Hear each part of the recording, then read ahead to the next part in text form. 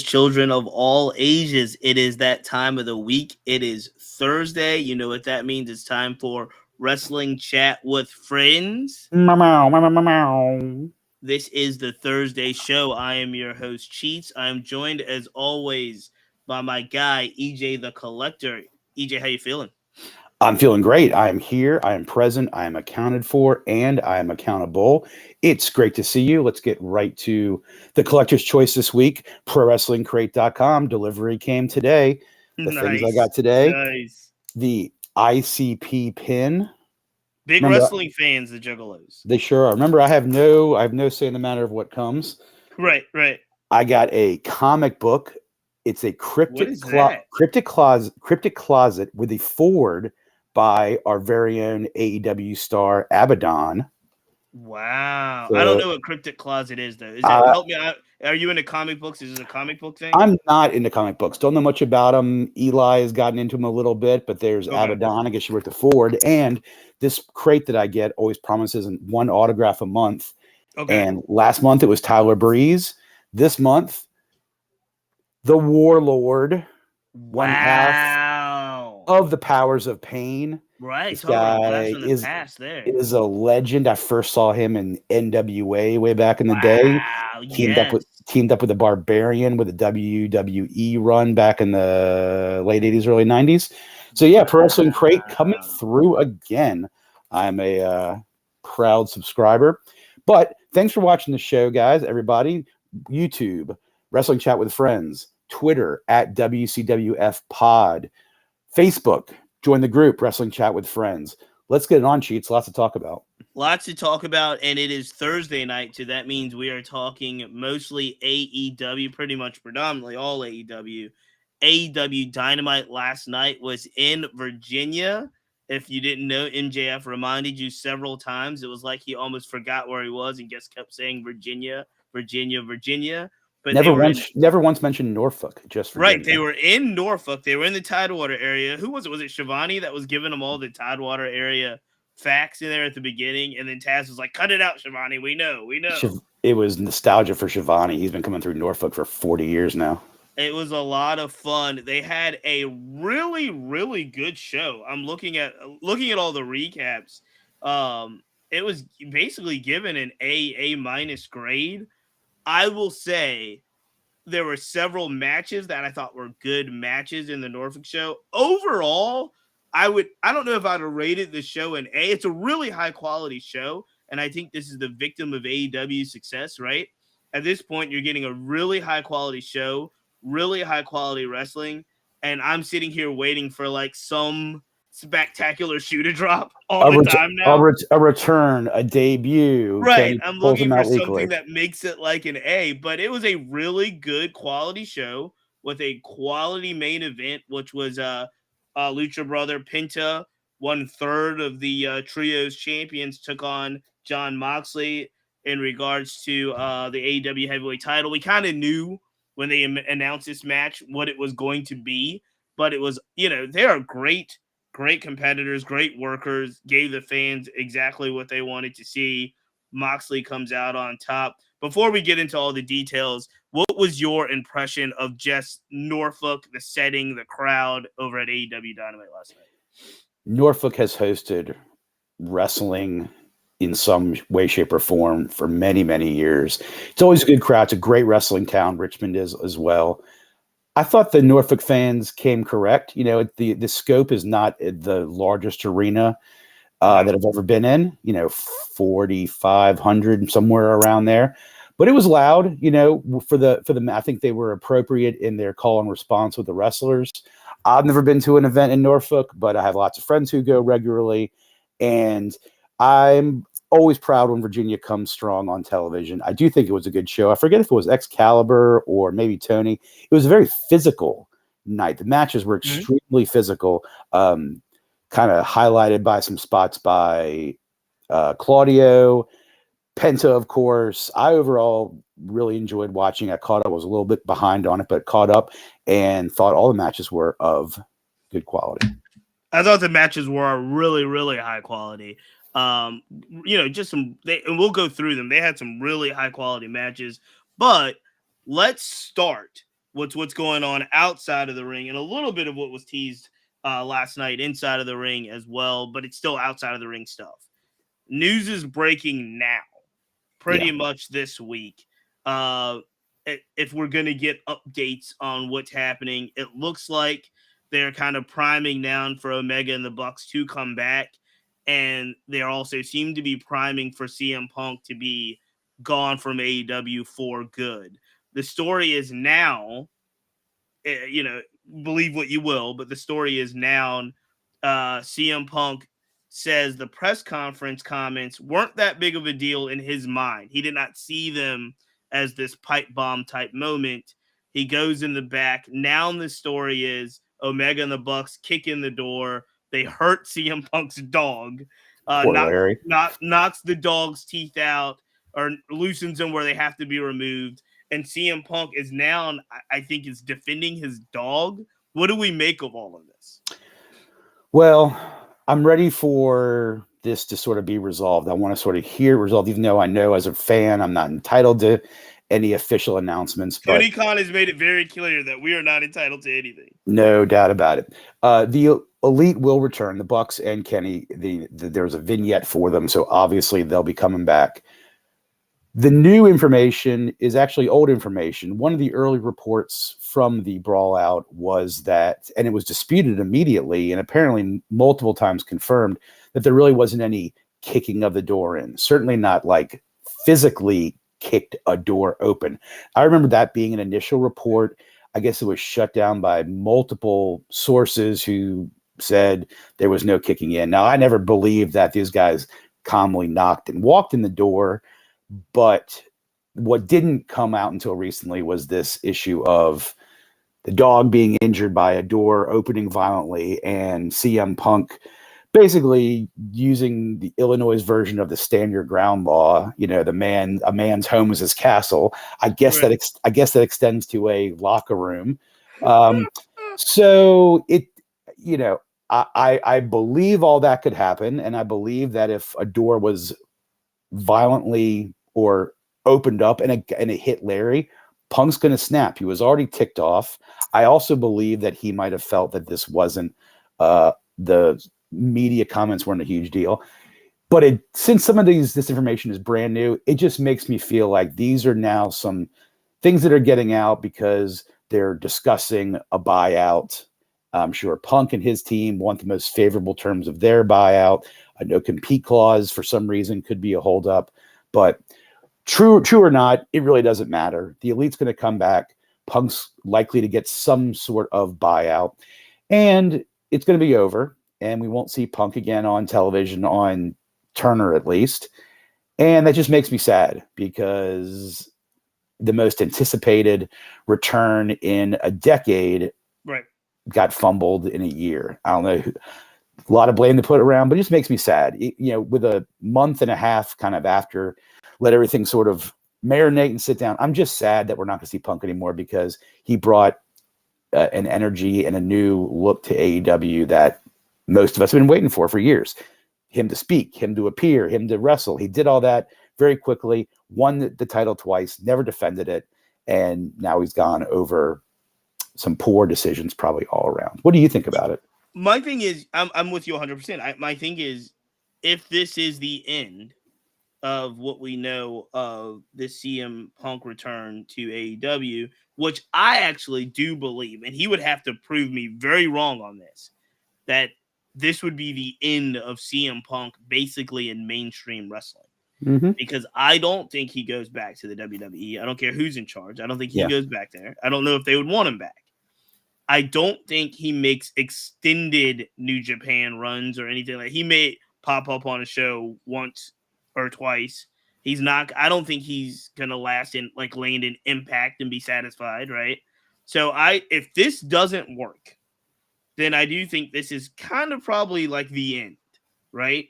And then when we look at the totality of this, it's a C plus.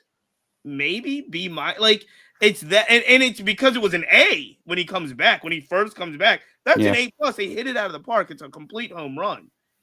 Some of the in-ring stuff was kind of very rusty. Okay, he gets his sea legs back. He has a good match with MJF, especially like at the like he does some really good stuff.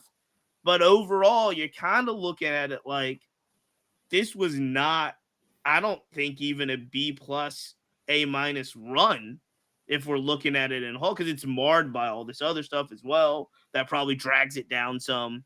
So I'm with you. I would be incredibly sad if this was the kind of official end of CM Punk as we know it in wrestling. I would be extremely disappointed because I feel like someone somewhere should have stopped this train before it completely went off the tracks. And I just don't. And it's Tony, but it's also everyone else. There's so many other people. Before we didn't, and we as fans, we didn't even know when we. I don't know. I don't remember Hangman Page's promo that obviously got the ire of CM Punk. I think I watched it, but it didn't resonate with me. If Punk didn't express his frustration with that to the right people or the right way back then, who knows? But it obviously just simmered for a while. Maybe it simmered through his injury. If Tony had been more present, maybe he would have felt the tension. You know, if he was, I don't know. There's all these little things in hindsight where you would see, like, man, if you had just stopped it here, if possible.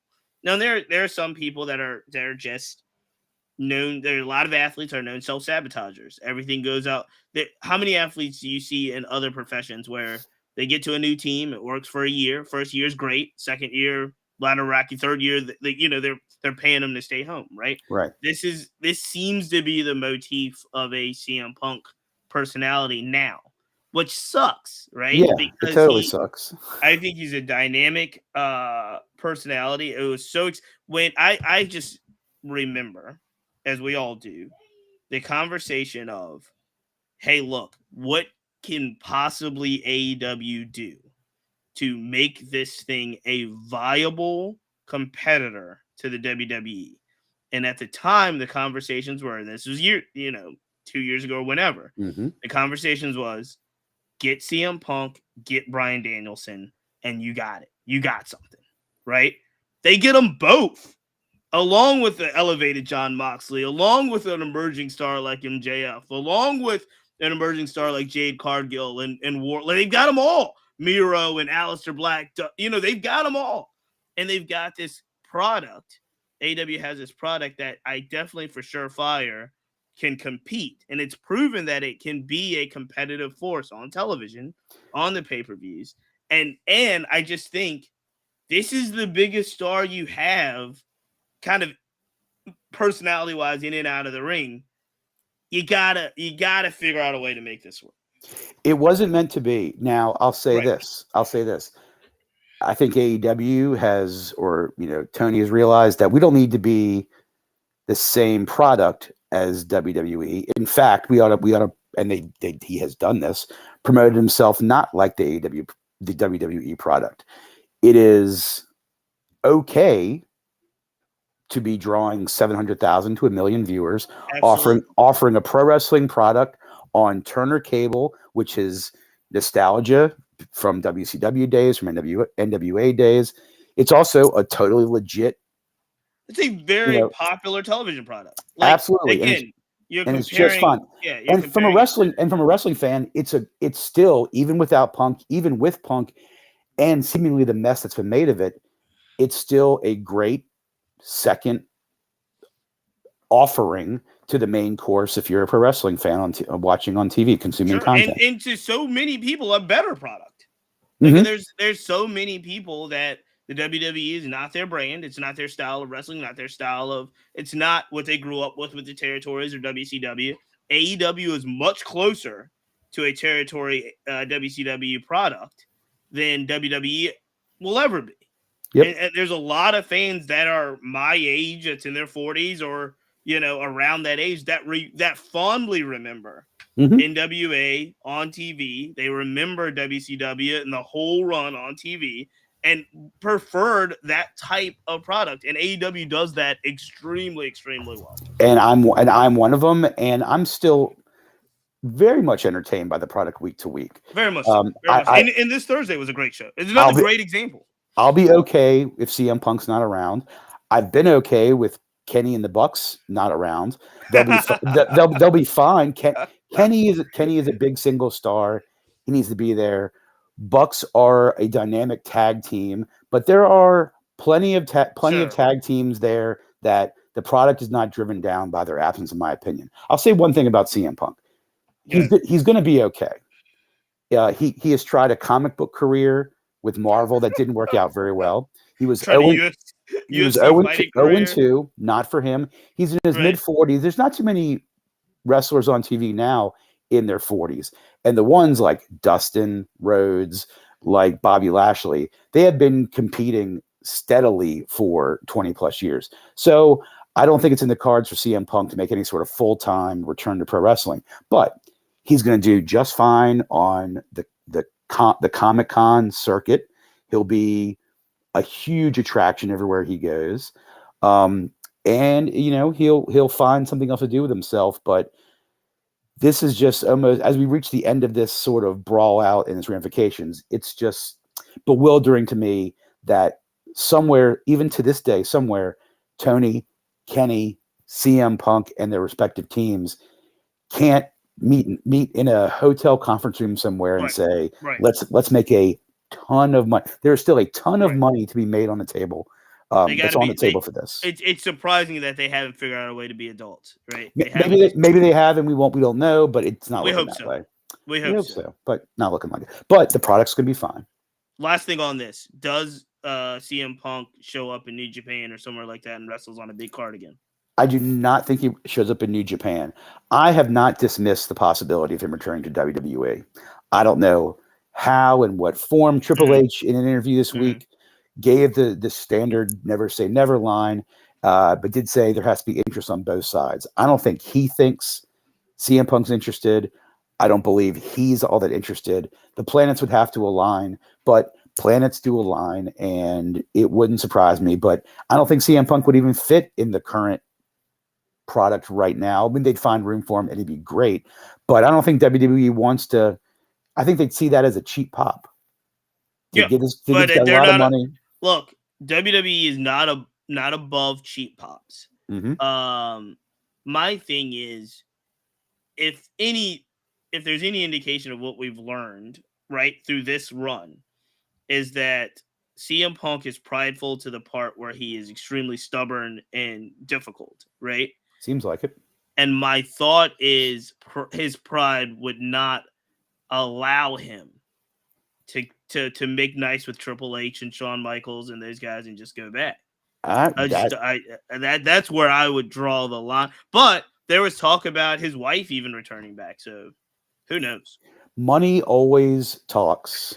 Always talks. So, and I'm sure Punk and AJ have generational wealth already, but everyone can use a little more scratch. I do not put it past him, although I give it a 8% chance of happening.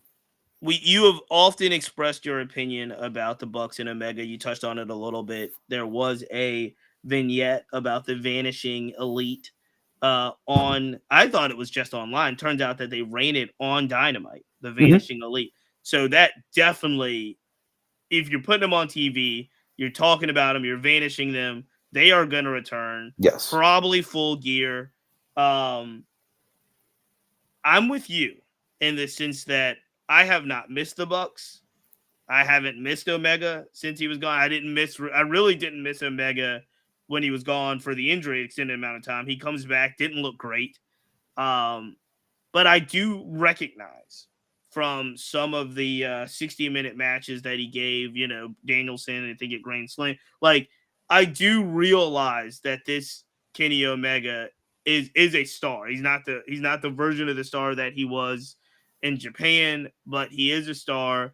I still, to this day, think that the cage match between the Bucks and the Lucha Brothers at I can't remember what pay-per-view it was, where the Lucha Brothers won and won the belts, I do believe might be still to this day my favorite AEW match of all time. Sure. Ray Phoenix on the top of the cage, full crossbody over all three up. those types of matches, you know, may not be everybody's cup of tea because there was a lot of choreography in there. But Bucks, Lucha Brothers, Omega, like, do you know they're coming back? You know, I know how you feel about them, but where do you see when they do come back? Do you see where do they go? Do they go to the top of the ticket? I doubt it. I doubt it too. I wonder how, if the storyline will be some sort of redemption story that they're going to make out of this. That's possible. Honestly, because I care about the success of this company, I'm actually far more curious as to what any executive roles they're going to have. Will their return mean, are they still going to have their EVP titles? Will they have them, but really won't have any EVP duties? Some would say that's what they were sort of doing before, but I think also they were in charge of some of the talent recruiting. I know Kenny certainly was, and Kenny was also apparently responsible for putting some of the women's storylines together. Nick and Matt are very talented athletes. They're not the end all be all of business sense and anything else. Personally, come back and wrestle. I don't know. They don't know. No one who's on TV needs to have any authority status backstage. That has proven time and time again to not really work. So I'm fine to have him back. Put him in a tag team. I'm far more concerned about the ones who haven't been suspended and are not on TV. So the Bucks coming back is going to put yet another, get another chunk of TV time, deservedly so, but it's also going to further vanish somebody else. So there's a lot going on. We've talked about it since almost the creation of this show and of AEW. We've talked about their stacked roster and everyone fighting for talent. So this will just continue. But Kenny Omega deserves to be in main event storylines because he is a main event star in AEW. Well, let's talk about someone that is not, I don't believe is technically injured, but is not right now on AEW TV. However, the news just broke not too long ago. PWI's top 150 to 2020 top 10 women. Number 3 is, I believe, the current AEW champion and our OG host Megan Heel with Heels favorite women's wrestler, Thunder Rosa. Thunder is making some media rounds, and obviously thanking fans and thanking people for being respected as the number 3 woman on the PWI list.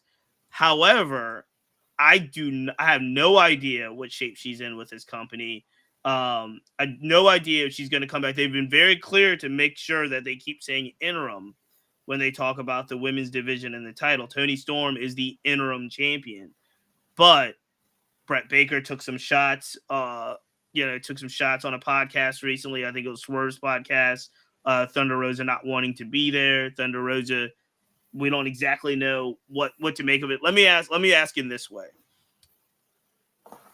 Are we happy with Thunder Rosa being placed number 3? And 2, do we want Thunder Rosa back in AEW?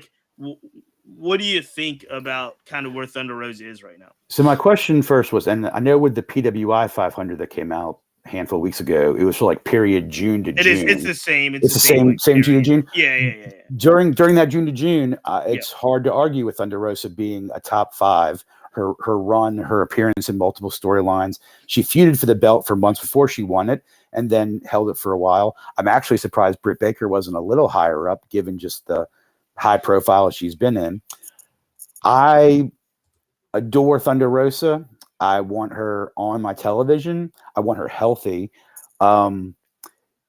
She's another example of someone who is a strong personality, who wants to sort of dictate as much as she can about her own brand and how she's perceived. This one sort of has me a little confounded.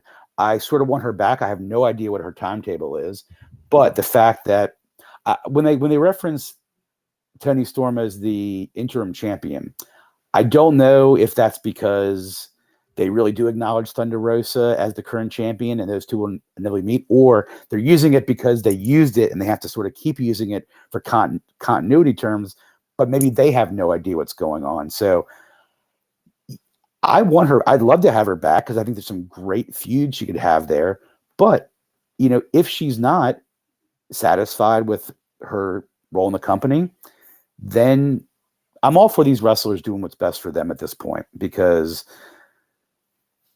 there is no union. These wrestlers for historically been taken advantage of. So I like this sort of modern take on these guys sort of owning their own brand, guys and girls. So I love her. I love to have her back. I don't know. None of this feels like it's a shoot work because they know she's going to reappear at Full Gear. No. I think this is timing with the list, and for whatever reason, like you said, Thunder Rosa does a lot of her own creative, a lot of her own media with her vlog and so forth. Mm-hmm. But I think the list comes out. I think she's on Busted Open, or she just seemed to have hit a lot of media this week. Yeah. And she does a lot of that stuff in general. But obviously this week everybody's talking about, her success and being one of the top women in the industry. And that's what I don't fully understand, and we'll never know as laymen that are just watching this as fans.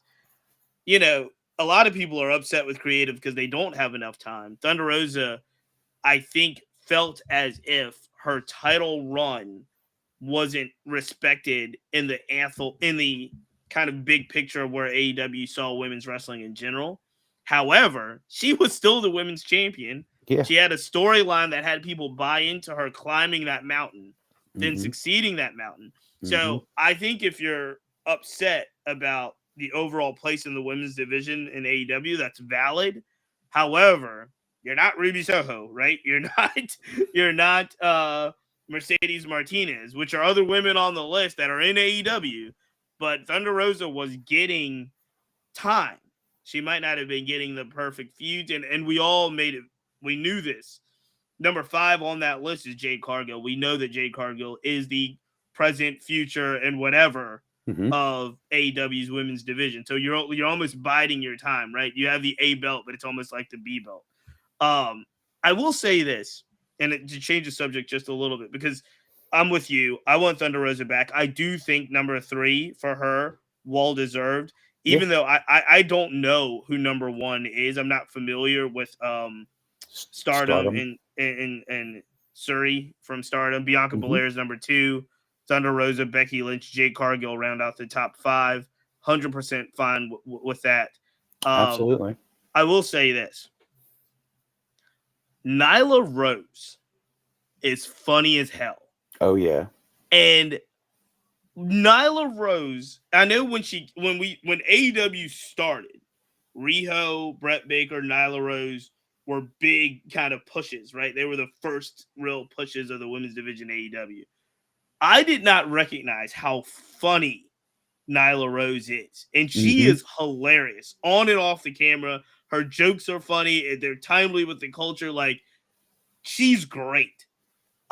She's so great. I don't even think she needs Vicky Guerrero as much as they pair them together. I was going to say she does not need a Vicky Guerrero, and she actually makes Vicky Guerrero somewhat tolerable because Nyla's so good. She's hilarious, and I know this is almost like a placeholder feud with Jade, but it's so good. It's so funny.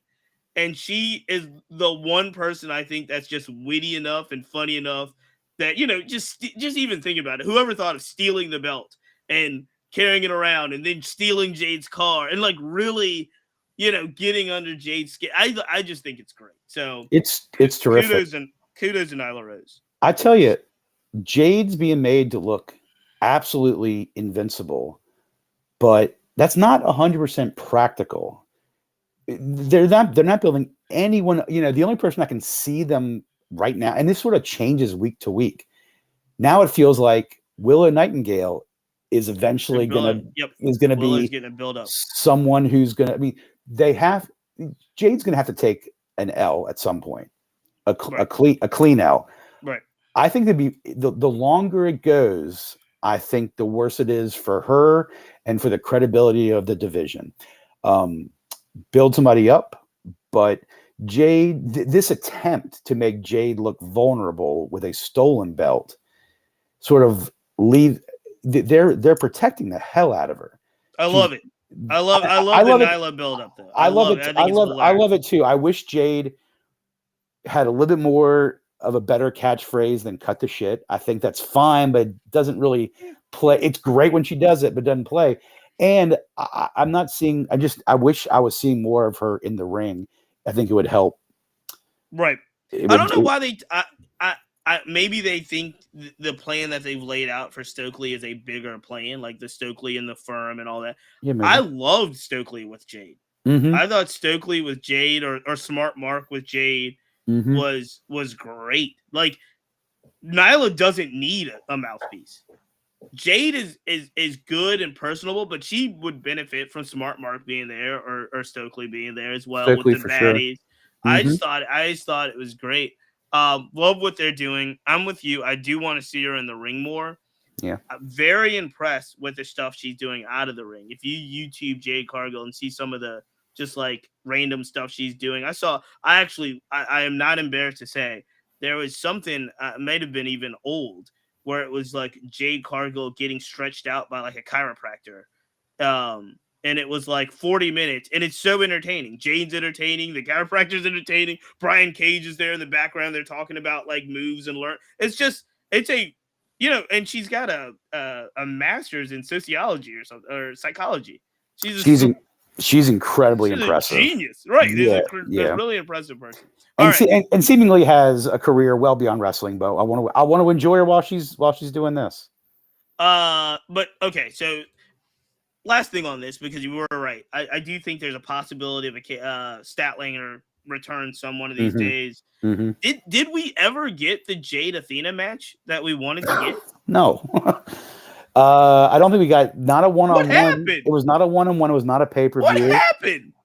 They were building that up, right? They were. Athena match. They were. I think the Athena and Tony Storm got. I mean, they don't.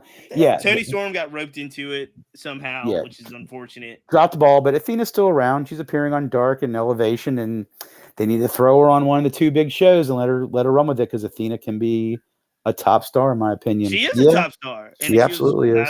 I don't get it. I don't understand it whatsoever. We got a chat. The thing is that it's a Facebook user. I don't know who it is. But hey, it's identify yourself. I don't know. It just says because of the way that it works. All right.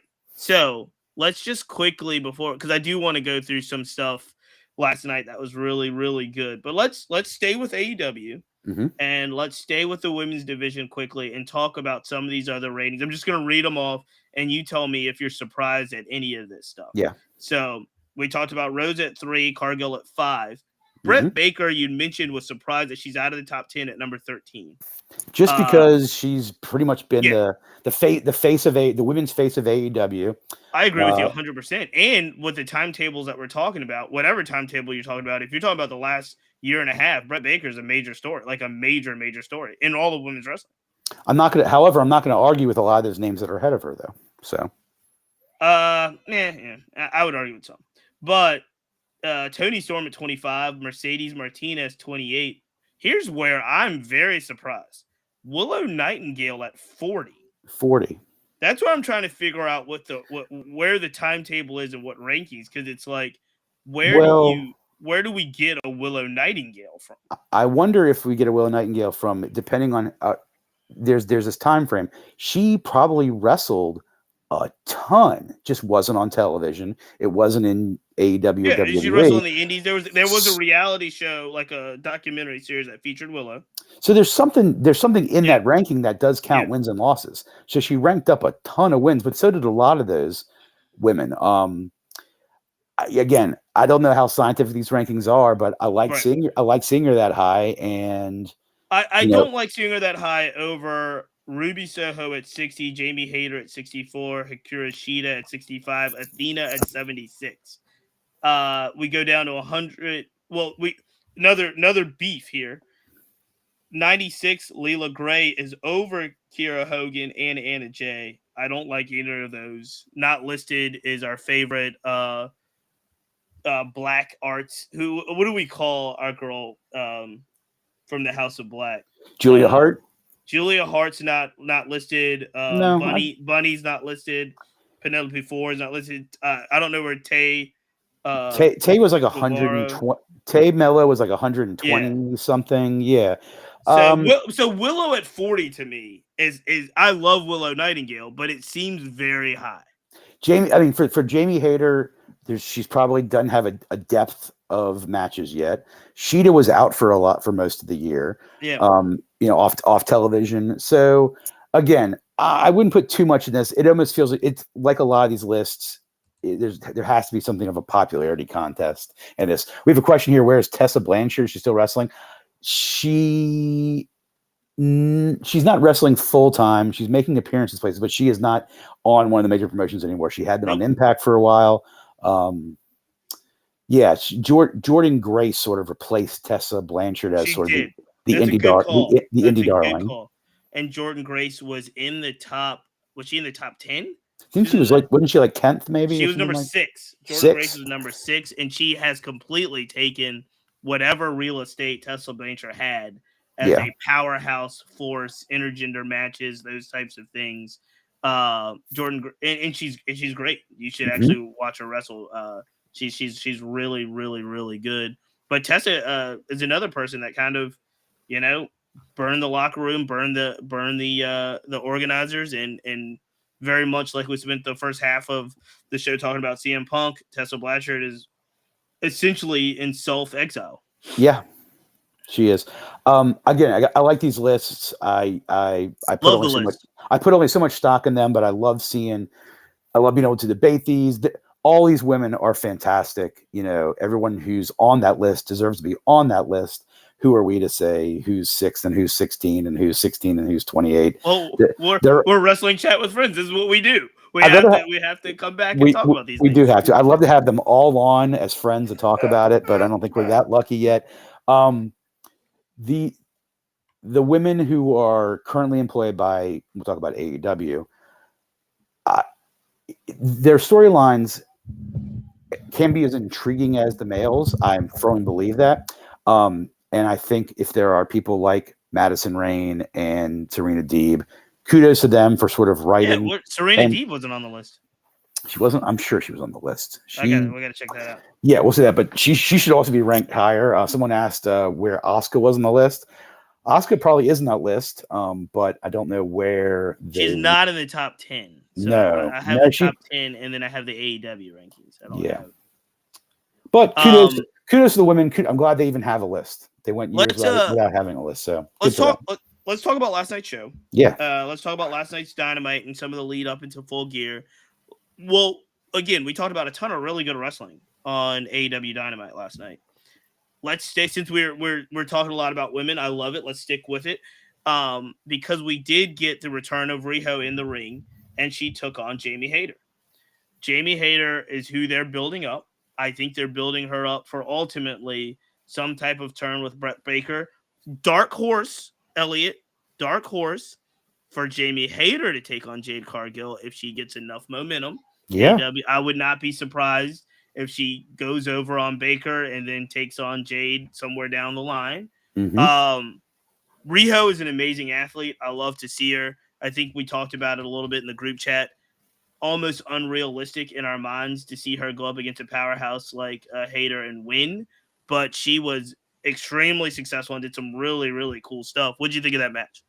Oh, I think they're both super talented. Riho, who was the first AEW Women's Champion. First AEW Champion, yep. Yeah, and deservedly so. She's been gone too long. I think we all sort of forgot what a talent she is.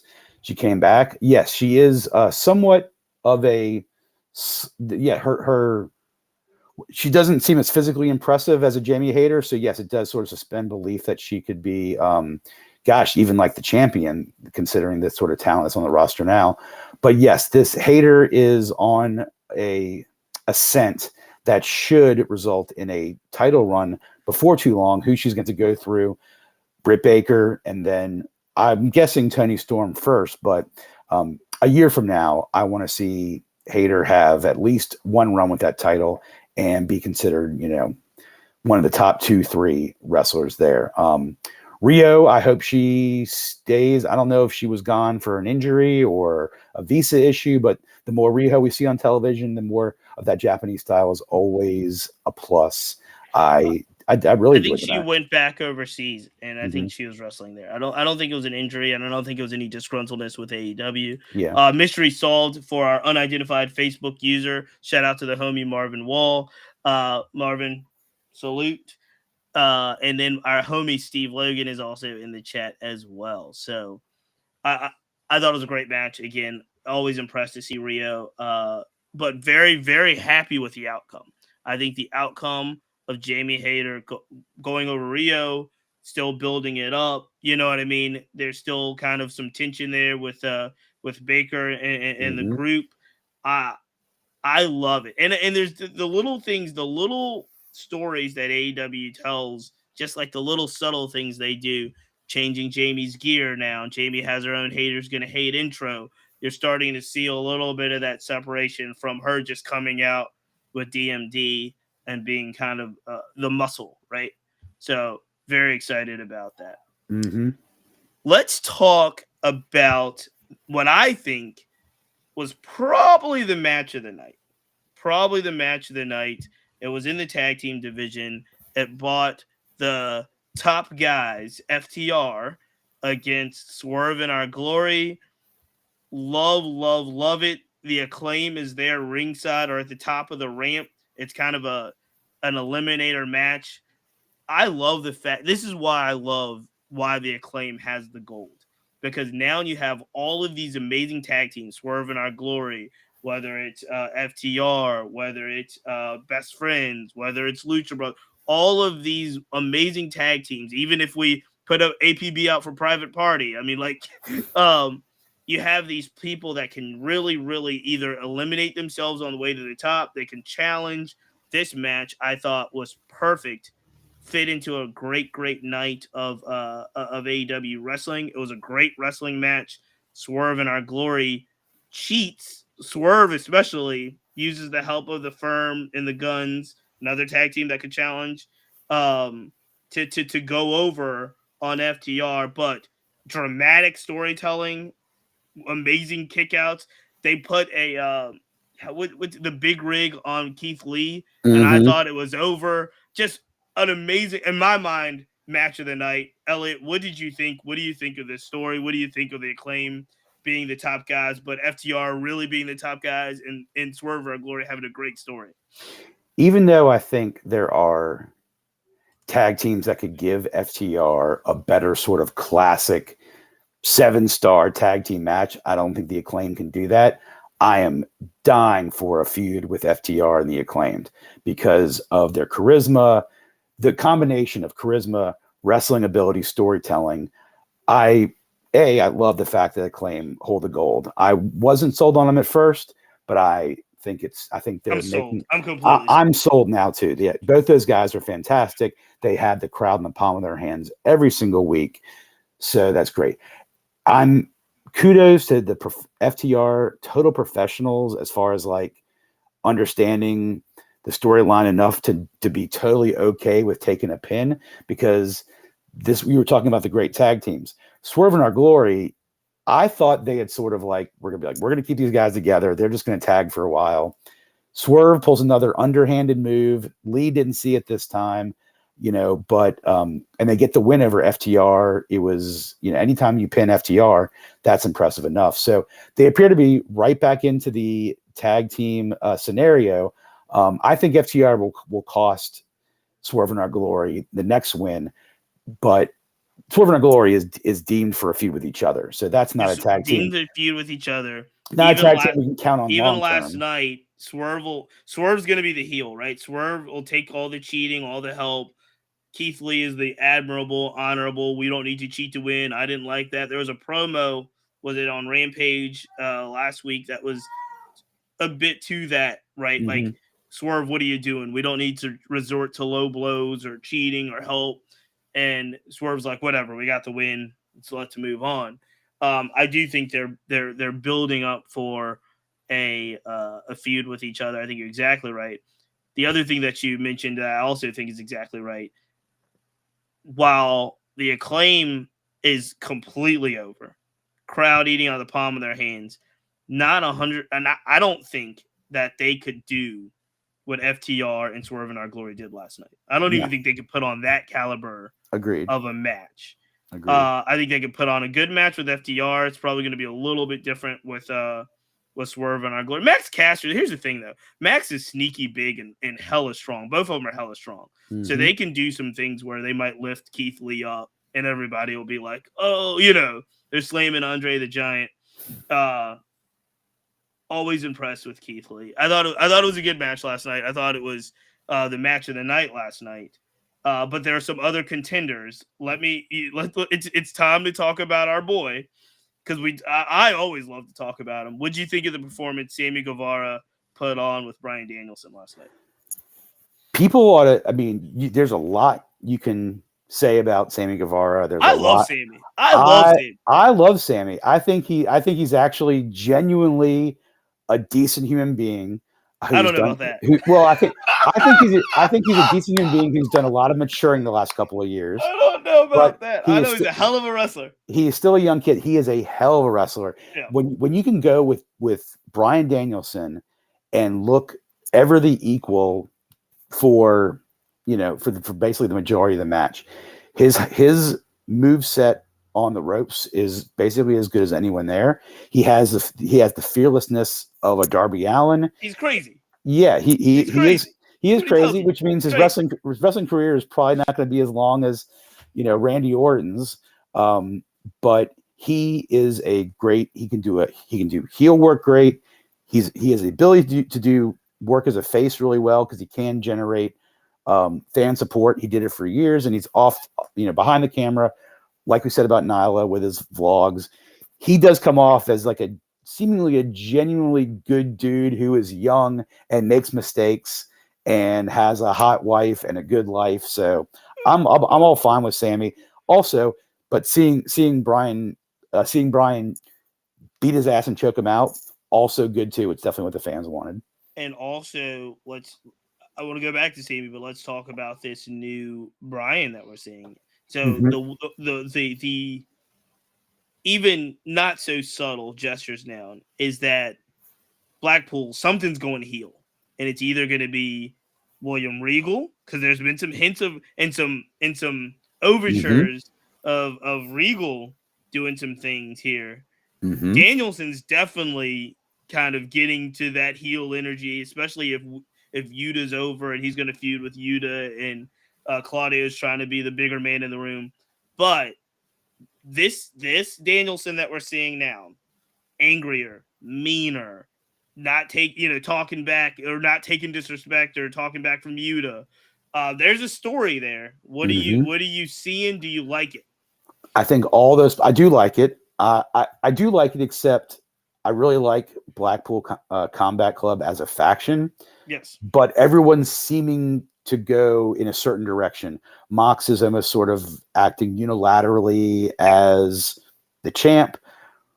Regal, again, like I said last week, I think he's going to be the Paul Heyman to MJF at some point. I think he will turn and link up, the ultimate bad guy with the devil. That's sort of what we want to see. Yuta and Danielson can have a feud. But I don't want to see BCC break up, but it certainly looks like we're sort of headed that way toward a schism. So it feels like it's too soon. That's what it feels like to me. I'm okay with them breaking up in time. I feel like they just got together. They just started selling the T-shirts. You know what I mean? Right. They just got Yuta to a place where he's holding a belt and Claudio, and it's like in Mott's, like Regal comes. I feel like it's too soon. It would not have been a year. If they break up at Full Gear or something goes crazy, it wouldn't be a year, right? Blackpool wouldn't have been together for a year. Right. Yeah. So Regal's only been there for 6 months probably. So that's my thing with that. But I will tell you this. I love a good, angry, heelish Bryan Danielson. Sure. I love it. I actually think that it's better than the face Bryan Danielson that you. I love a heel Danielson. Thing I'll say about Sammy is I would not be surprised. We always talk about this. What's the possibility? And everybody's talking about the MJF 2024 or 26 or whatever. If you're making notes and looking at who's young enough who's athletic enough, who's over enough, who's got a personality enough, who's got some relationship with the WWE enough. Sammy and Tay Yeah. coming together, Yeah. going over in some faction down the road as a couple, heel couple, popular couple. I don't care. Mm-hmm. I wouldn't rule it out if they're all in. If AEW does what they're supposed to and locks MJF up for the long term future, a Sammy might be a person or a Darby, but definitely a Sammy seems to. Oh yeah, I mean, we could rattle off a handful of those. We say the same about someone like Ricky Starks as well. Love Sammy, Starks. yeah, I mean, Tay was in NXT, competed in the Mae Young Classic. Sammy was trained by Booker T, so there is familiarity with members over there. I think I think we will see over the next few years. We'll see a bunch of these. I mean, a lot of wrestlers who get released from WWE go do the indies. Well, now the indies have a major promotion on television, so we will see, there will be AEW talent who will graduate, and there'll be continue to be WWE stars who will be phased out or recruited, and we're going to see this more and more. But Sammy is definitely someone, especially paired with Tay, who could make waves in WWE. Imagine Sammy. Fantastic. Imagine Sammy and Cody doing it, rolling it back and running it back. All the feuds that are there for the taking. I would love to see it. I love seeing Sammy in AEW too, because I think he gets to maybe do some things that he wouldn't otherwise do there. But I'm all for it. But whatever makes them happy. But they should stay as a couple. I hope they will. Whether they're an AEW or WWE, Sammy's got a bright future in pro wrestling, in my opinion. Give me 60 seconds on the Eddie Kingston promo about. Don't worry about Eddie. It's literally.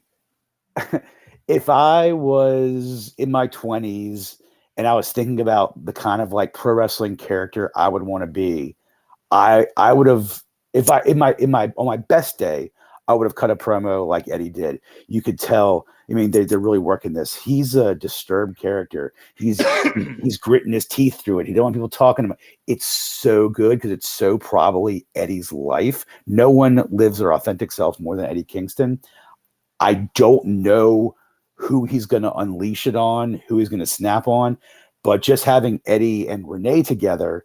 Basically, it's pretty good. Basically, they've got a relationship. Basically, Moxley's two wives on television. Yeah. I haven't seen Eddie in the ring in a while, so I kind of want to get that. But keep Eddie, with that. Keep Eddie on television. Keep doing his weird promos. I don't need Eddie in the ring. I know. I like wild card Eddie who could do anything in any moment. That's the kind of I don't need Eddie in the ring. I'm good with Eddie in the ring. I'm good. Keep doing what Eddie's doing. 60-second promo last night I thought was golden. So good. Two quick things, or not too quick, but we are coming up on the hour. Are we happy with the way they've introduced and the way I've seemingly made Renee Paquette ubiquitous now? She's she's everywhere. Renee is everywhere. Mm-hmm. Now Renee is a big star, so you should use Renee in a way that's effective. But are we happy with the Renee introduction? And Renee is instantly the person. Oh, 100%. This is a role that I'm surprised that this wasn't jumped on earlier. Renee and John. Well, I guess Renee wanted to be present in her child's first year of life while John's in rehab. John's in rehab and on the road. This is the whole thing. Their life seems to be smoothed out now, where Renee can now travel. I'm guessing travels with the family, so the three of them go together. She is a natural in front of the camera. I didn't realize how much work she had done before she got into wrestling. I knew she had hosted a few shows, but I did not know the breadth of her music video appearances. Until you watched AEW with RJ City. I did. Shout out to RJ City, our good friend, and thank you for the cameo, RJ. I think she's great. I want to see her every week. It was even joked about that she has replaced Tony Schiavone, but I like Tony right where he is too, behind the mic. So this is the announced crew. We haven't seen JR in a while, right? When was the last time JR was not there last night, right? He was not there last night. Is he kind of doing rampages now? Okay, we'll have to 93 was check on it out. Rampage last. I love JR, the team they have. I love Excalibur, Shivani, Taz. That's fine. JR, They don't do mess anything up. yeah, JR will be just fine moving to an emeritus role where he shows up on Sure. pay-per-views and the occasional Dynamite. We shouldn't see JR as a full-time because there's just better ones who are doing it right now. Yeah. No, I'm with you. I'm really happy with Renee being there. I'm really happy with the way they're using her. I did think here's my point of contention, and this is where we'll probably disagree. Okay. Didn't love the MJF promo last night. Really? What did I you love about it? So many things. One, I don't like. I get the intro and the song and calling himself the devil. Mm-hmm. When you get to the point where it's like, are there any devil worshippers in the audience? And everyone's like, yeah, I think it's stupid. I think it's dumb. Yeah. I don't like it. I don't want to see it. I don't. They, You know what I mean? I did not like the devil worshiper T-shirt. Yeah, I was like, what are you do? What are you doing? Like, come on. You know, he does his thing, and it's, Renee says hello, and then he takes the microphone and does. At this point, I'm not at the point where I can say, let's get somewhere, because we know where we're going. We know we're going to Full Gear. We know the match is going to take place. But I just, this was the first time where I was like, yeah, I just don't need 5 minutes of MJF on the mic just doing his MJF promo thing. Well, I mean, I do like the firm. You know what he's doing. You know what he's doing, right? Okay. I think so, and I do like the firm, like putting him through a table at the end and all of that. So I still think it's like a work. I think the whole thing's a work. Yeah, I don't trust MJF for nothing. No, I don't trust Stokely. I don't trust the firm. I think it's all a work. This face turn that he's really stupid. It's an insincere, non-genuine face turn, and he's doing that very well. I don't think anyone has any misgivings about what's going on here.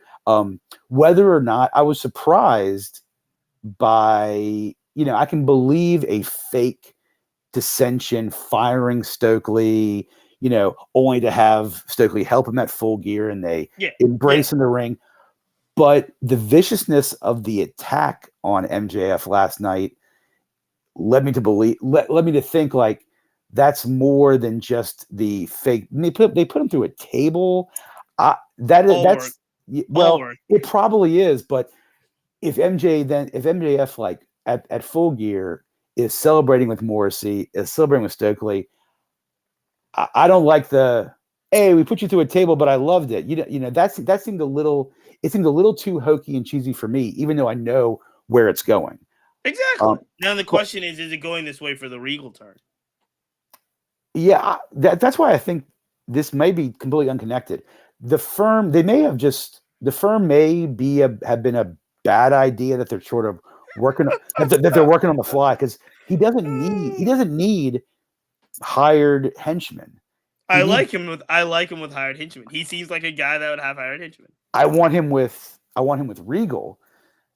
I think Stokely and those guys. I mean, those guys are all going to have to make it on their own too.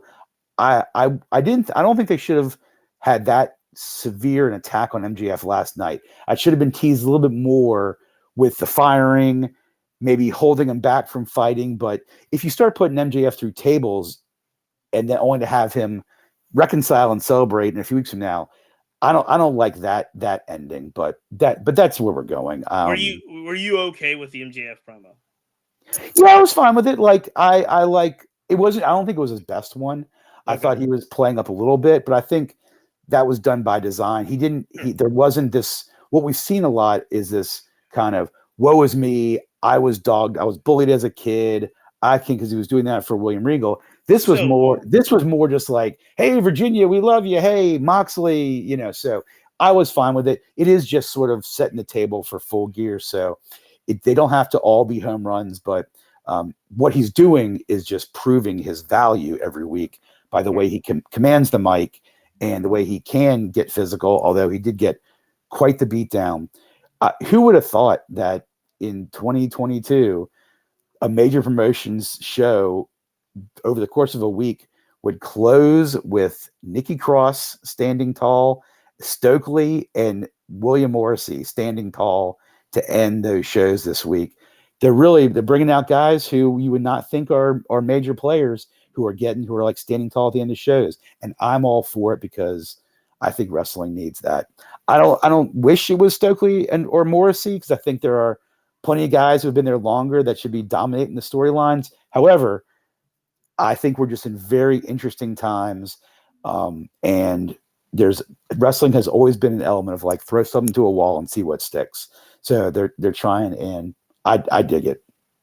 Yeah, I mean, I'm with you. Here's the thing: every show can be a good show. It does not have to be again like an epic show. We I think we look at like the old days in nostalgia. There are plenty of crappy WWE Saturday night shows or WCW Thunder shows where it was like a bunch of people wrestled and nothing really great happened. We got great wrestling last night at AEW Dynamite. We had some great matches. We didn't even talk about the Blackpool Combat Club against the Jericho Appreciation Society to lead off the match. Claudia swing the spot. Yeah, how about that? Claudia looked great. You know what I mean? So it's like they had great matches last night, and I'm so conditioned now where it's like, it's a good show. Nothing, you know what I mean? Mm-hmm. But it was a really, really good show, and it leads into Rampage, and it's leading into Full Gear.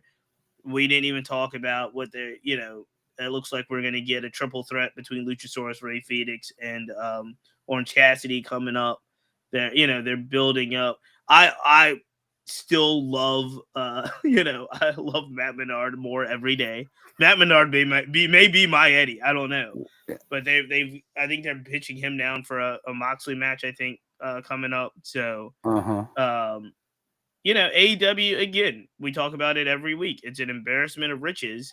There's only so many, so many places you can put on television. We didn't even talk about Rampage last week, where I think it was was that the Hook Ari Daivari match? Like, they're building up the Trust Busters, and so, hey, look, we've got a lot. They've got a lot. AEW's got a lot, and they're gonna have to get it together because, in the sense of Full Gear, is they have a really, really good reputation of doing really good pay-per-views.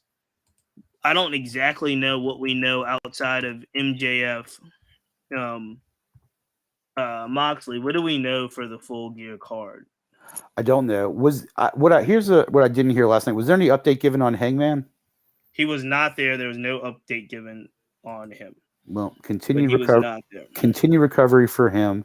There is certainly plenty of talent to hold his place for when he gets back. But I should leave. Our final thought can be this: after Full Gear, as we sort of get ready for the holidays and we turn that calendar, it becomes WrestleMania season, and it is not just WrestleMania season for the WWE.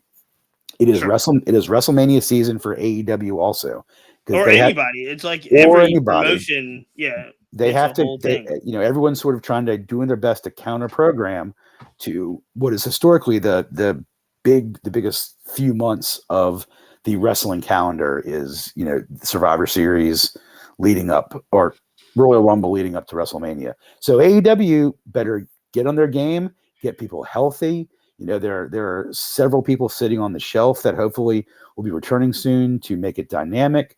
And I think we'll find that we're going to live without CM Punk, and if need be, we have been living and would live without the Bucks and Kenny, but they're going to return and make it that much more dynamic and throw another tag team and another top single star to get into the mix as we kind of approach towards the end of the year. It's going to be exciting.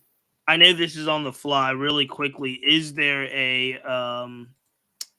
wrestler in AEW right now that has been missing for a while in your mind? Not on TV, maybe not a storyline. That you would just like to see the most. Who is there? Somebody that you would like to see the most? Yeah, Brody King. Bring back Brody King. Yeah, I mean, Ricky Starks was on Dark this week. I was going to say, it's kind of strange to say Starks, right? Because he had such a big push, but he's noticeably missing now. And we want him back on TV. He was on Dark. Powerhouse Hobbs is another one of them. We didn't exactly have a huge blow off to their feud, but who knows? No, Brody King and the House of Black. I mean, Julia Hart was appearing regularly on Dark and Elevation, but not Brody, not Buddy Matthews. Like House of Black Yep, really has gone dark since Malachi took his leave. You know how AEW does those weekly rankings, and they seem to take stuff like that more seriously than WWE. I wish on AEW's like roster page they would right. have like active injured, or Like an off doing, injury report. off doing. I would love to just know. Like I had to just find out there's that, and it's not AEW. Tommaso Ciampa just had hip surgery and is going to be out for a long time. He was someone who was missing on television. And if you're a big Ciampa fan, you would like to know. So if you went to his roster page and saw injured, maybe they don't want to release all that. Maybe that would damage their viability when they return. But Sure. I would just love as a fan to know, where has Brody King been? If he's doing other dates, commitments, great. But I would just love to know. Mention something about it. Brody King for me. Who is it for you? Again, it sounds weird to say this, but it would be Starks. Where Yeah. like I felt like Starks was on the cusp of going over big time, maybe getting that All American or Mid Atlantic or All Atlantic championship or whatever. Like he was on his way to Seems like it. being super over. Great promos, great talking. You know what I mean? And yeah, he just kind of vanished. Another one that I haven't seen in a long time now. He may be injured. I don't know, but where's Dante Martin? Dante Martin was getting a huge, huge push at one point, wrestling every week on TV, doing amazing, amazing things. Love to see Dante Martin. Where is Miro? I would love to see Miro, right? So we could do this on and on. I feel like with Dante, they have two spots for the Dante type, and right now Garcia and Yuta have Yep. those spots right now. Yep. Yep. Yep. No, I Yeah. think you're right. Is there a face of the week? Well, the faces of the week. Oh geez, I don't want to. I don't want to get political on it. So You always no, get political. I try not to. Uh, face of the week.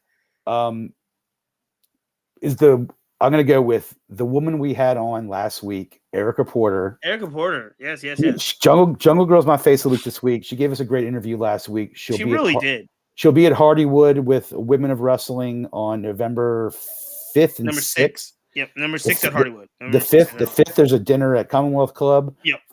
And the 6th, Hardywood downtown, where there'll be a movement expedition. Yep. And her Endorphasm, her foundation, does great things. So go follow Jungle Girl on the socials. Go watch her videos on YouTube and go see her at Hardywood. Listen to our podcast. It's on the WCW podcast, everywhere podcasts are available. And just the interview, not the entire podcast, but just the interview I did put on the Cheats Movement podcast as well. So we doubled it up. So it's on the Cheats Movement podcast. It's on the WCWF podcast. It's not up yet on the blog. It'll be up on the blog this week. We still have a week to make sure that we support the foundation, support Erica and what she's doing. But yeah, phenomenal interview, wonderful guest, a lot of fun. Who's your face? My face is going to be the New York Knickerbockers, who is off to a 3-1 start. Yeah. They had a opening night overtime loss in Memphis, but then they've won 3 in a row against weaker teams. They beat Detroit, Orlando, and last night they beat Charlotte, I think in overtime as well. But who's been your biggest surprise on the team? No, I'm not. Okay, I'm a diehard Knicks fan. Surprise is not the word as much as really, really impressed with what our new acquisition, Jalen Brunson, has made the offense look. So this, me and my buddies watch every Knicks game pretty much, and we talk about it as much as we talk about wrestling.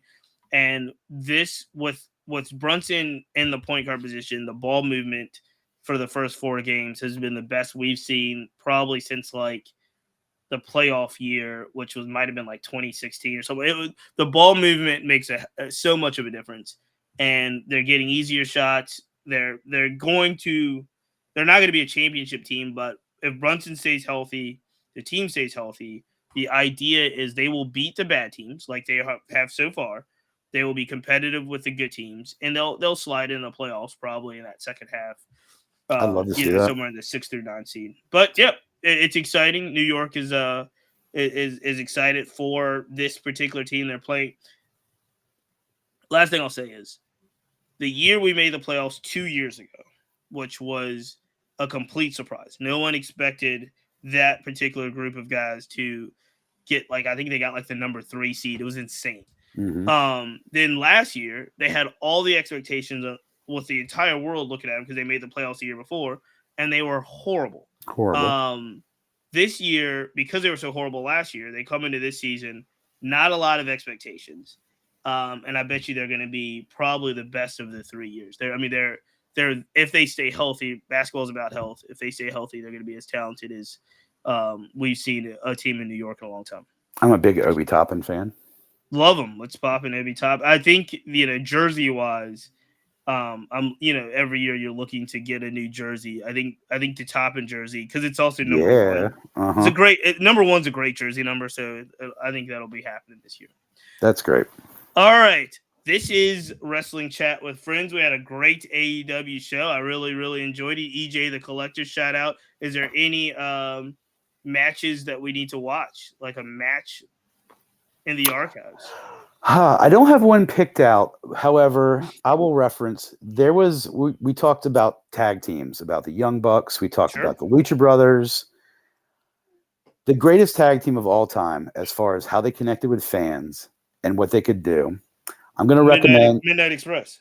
Close, the Rock and Roll Express. I knew what you were going to say. That's why Ricky and Robert were very formidable in my upbringing, in my brother's upbringing. They don't make them like those guys anymore. So jump on the YouTube, Google Rock and Roll Express, and not just for the wrestling.